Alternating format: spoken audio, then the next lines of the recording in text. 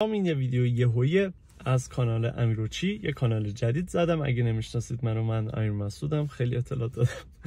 ببینید من چند تا کانال داشتم، حالا مثلا اکسترا کانگورو و چیزای دیگه، ولی خب دوست داشتم که یه کانال بزنم که داخلش هر محتوایی که دوست دارم، توی چیزایی که تو زندگیم علاقه دارم بیشتر، ممکنه یه روز یه محتوا علاقه داشته باشم، یه روز دیگه مثلا یه محتوای فان، و کلا آدم هر چقدر که سنش زیاد میشه خب علایقش تغییر میکنه و یه سری هم دقیقاً با تو همینجوری میان بالا و علایق تو رو پیدا میکنن، با تو هم از دست میدن.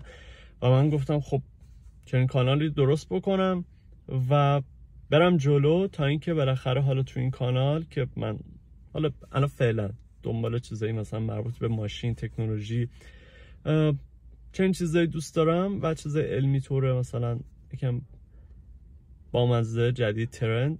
گفتم یه چنین کانالی بزنم، حالا هم تو اینستاگرام هم تو یوتیوب، اینا رو تیکه تیکه های کوچیک ویدیوهاشو بگیرم و بذارم توی کانالم، حالا هم تو یوتیوب هم تو اینستاگرامو میخوام یکم چیزای کوچیک کوچیک محدود بذارم، ولی تو یوتیوب ممکنه ویدیوهای بلند بذارم. و خب کلا زندگی که حالا میکنم تا یه جایی بیشتر شخصی طور تر شده هم بذارم توی استوریا و پستام، حتی با دوستان میرم بیرون بازی میکنیم، هر چیزی کار فان انجام میدیم. این کانال رو برای همین زدم.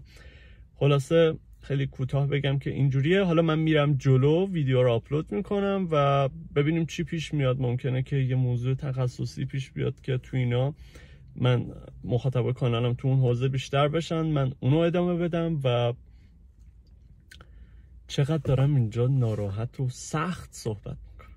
آره خلاصه یکیشو بگیرم برم جلو دیگه. بالاخره آدم از یه جای به بعدم ممکنه که یهو بگه که لبامم خشکیشه، از یه جای به بعد ممکنه که بگه که من فقط دیگه این موضوع رو دوست دارم دیگه. بالاخره فکر کنم از یه سنی به بعدم هی دیگه از این شاخه به اون شاخه نپری، یه جا خوشت بیاد همون رو ادامه بدی.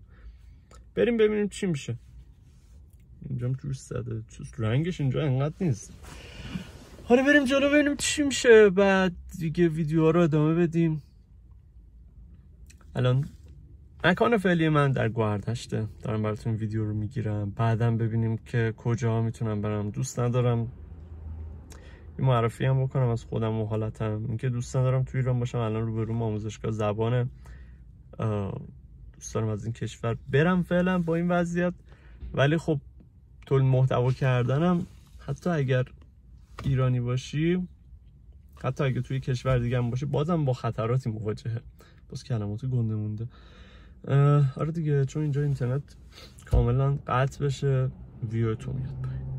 اگر اینترنتش فیلترش بسته بشه، تحریم باشیم، بازم چون تبلیغات نمایش داده نمیشه واسه یوتیوبرها به ایرانی‌ها، دوباره درآمد تو کلا یه کثافتی. حالا خلاصه من دارم میرم جلو دیگه. بغلش هم حالا اگر وقت بکنم یه سری چیزا برنامه‌نویسی، یو آی یو ایکس، یه سری چیزا رو میخوام یاد بگیرم، از اونام براتون تجربه‌اشو میذارم. ولی فعلا کانال رو دوست دارم به سمت فان تکنولوژی ببرم، یعنی یه کمی فانش رو بیشتر بکنم، یاد بگیرم، یه کمی صفر نباشم تو این کانالی که جدید زدم و شل باشم دیگه، راحت باشم، با دوربین راحت باشم. خداحافظ.